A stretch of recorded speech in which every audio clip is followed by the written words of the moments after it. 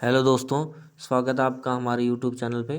अब आज हम बात करेंगे जो सीजीएल की जो एक्सपेक्टेड कट ऑफ है टीयर वन की क्या हो सकती है। तो देखो, सीजीएल की एक्सपेक्टेड कट ऑफ तो आपको एग्जैक्ट कोई नहीं बता सकता। क्योंकि जो इसके लिए जो सैंपल साइज चाहिए होता है, जो इसके लिए डाटा एक्चुअल डाटा चाहिए होता है, वो एसएससी के पास है सिर्फ।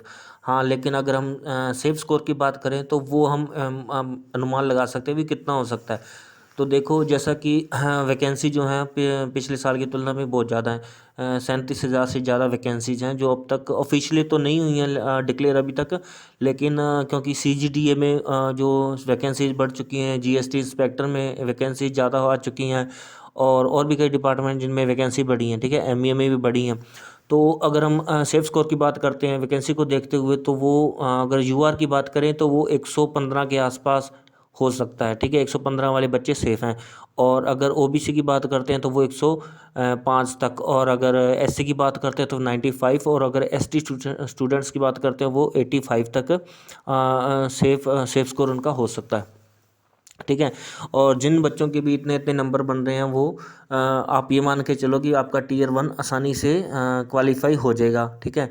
और अगर हम बात करते हैं इन इसकी टीयर टू का एग्ज़ाम कब तक हो सकता है या एक्सपेक्टेड मंथ क्या हो सकता है, तो देखिए, अगर मैं आपको साफ साफ बताऊं, अगर हम बात करते हैं 2018 की और 2021 की, ये 2 साल ऐसे थे जब टीयर टू का एग्ज़ाम टीयर वन के एग्ज़ाम के 3 मंथ के बाद में हो गया था। मिनिमम आपको 3 मंथ मिला था। 2019 की बात इसलिए नहीं कर रहे क्योंकि उसमें टाइम बहुत ज़्यादा लिया था एसएससी ने, और जो 2020 में कोरोना आ गया था, तो इस वजह से इन दोनों को मैंने कंसीडर नहीं किया, ठीक है।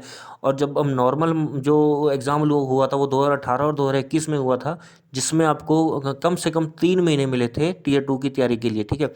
और क्योंकि अब अगर एसएससी बहुत जल्दी में सब कुछ कर रही है, तो क्योंकि मिशन मोड आया, मिशन मोड के अकॉर्डिंग इन्होंने कहा भी जल्दी जल्दी करना है, तो इतना भी जल्दी नहीं करेंगे ये कि भी आपका एग्ज़ाम जनवरी एंड में ले लें, ठीक है। ये एक इम्पॉसिबल है क्योंकि देखा जाए तो सिलेबस भी चेंज हो गया, इसका पैटर्न भी चेंज हो गया। सिलेबस तो चेंज नहीं हुआ, लेकिन सिलेबस में ऐड कर दिया इन्होंने, 2-4 चीज़ें ऐड कर दी हैं एक्स्ट्रा, कंप्यूटर भी ऐड कर दिया, और एक ही दिन में सब कुछ करवा रहे हैं, टाइपिंग भी करवा रहे हैं। तो क्योंकि तो इतने बड़े लेवल पे एग्ज़ाम करवाना, वो भी इतनी जल्दी तो पॉसिबल नहीं है। तो कम से कम आपको 2.5 से 3 महीने तो एसएससी कम से कम देगी आपको, ठीक है। तो आप ये मान के चलो भी 13 दिसंबर को एग्ज़ाम ख़त्म हुआ है, तो 13 दिसंबर से 13 जनवरी, 13 फरवरी और 13 मार्च, तो 13 मार्च आप ये मान के चलो भी आपका एग्ज़ाम 15 मार्च तक हो सकता है। हाँ, अगर 5-7 दिन ऊपर नीचे होते हैं तो वो आपको, अगर ज़्यादा 5-7 दिन एक्स्ट्रा मिलते हैं तो आप उसको आप अपना रिवीजन कर सकते हैं, मॉक लगा सकते हैं, ठीक है।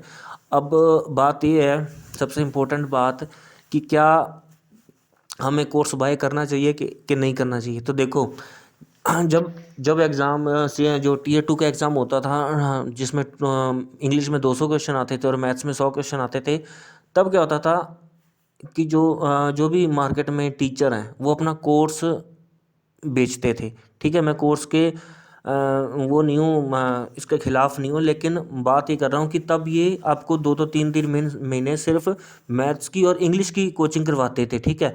और अब क्योंकि अब पैटर्न चेंज हो गया थोड़ा सा, अभी आपको 2 महीने के अंदर चारों सब्जेक्ट, पांचों सब्जेक्ट की तैयारी करवा रहे हैं, ठीक है।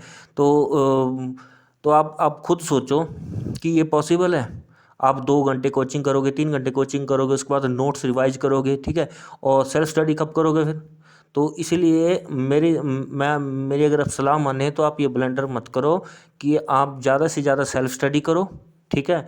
और कोचिंग के चक्कर में मत पड़ो, ठीक है। ये जो इतना जो क्रूशियल टाइम है आपका, इसको आप ख़राब मत करना कोचिंग के चक्कर में। कोई फ्रेशर है जिसको कुछ नहीं पता, जिसको कोई बेसिक्स वगैरह इसके क्लियर नहीं है, जिसको मैथ्स की ट्रिक्स वगैरह या रीजनिंग की ट्रिक्स वगैरह नहीं आती हैं, तो वो अगर आपके कुछ टॉपिक के लिए वो आप यूट्यूब से देख सकता है, ठीक है। वीडियोस भी कम से कम देखो आप, ठीक है।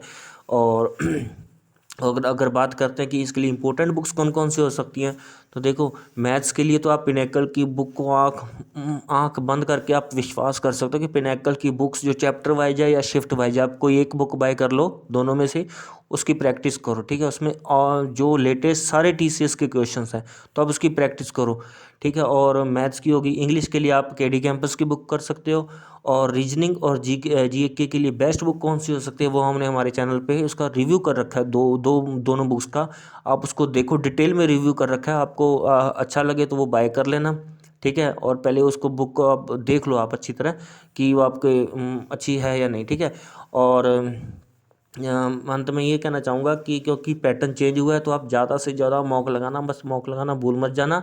और कम से कम नहीं तो 50 मॉक्स तो आप लगा के जाओ, मैथ्स के, रीजनिंग के यानी जो कंबाइन है, और इंग्लिश और जीके जो कंबाइन है। और कंप्यूटर के लिए आप अगर आप कंप्यूटर कहाँ से तैयार करना है तो कंप्यूटर के लिए मैं आपको बताता हूँ, जो टेक्स्ट बुक यूट्यूब चैनल है सुपर कोचिंग के नाम से, तो उन्होंने वहाँ पे सुनील सहारण सर है, उन्होंने कंप्यूटर का अच्छा पढ़ा रखा है। मैं उनको कोई प्रमोशन नहीं कर रहा हूँ क्योंकि मैंने उनकी देखी वीडियोस वगैरह, उन्होंने काफ़ी अच्छा करा रखा है, आप वो देखो। और आपको वो अच्छा लगे तो वो आप कर सकते हो, ठीक है। और टाइपिंग तो आप कर रहे होगे ना। तो थैंक यू दोस्तों, आपको हमारी अगर ये जानकारी अच्छी लगी तो वीडियो को लाइक करें, चैनल को सब्सक्राइब करें और कमेंट करें। और अगर आपको कोई आपकी क्वेरी है तो आप हमें इसमें कमेंट बॉक्स में आप हमें पूछ सकते हैं, हम जरूर उसका जवाब देंगे। Thank you.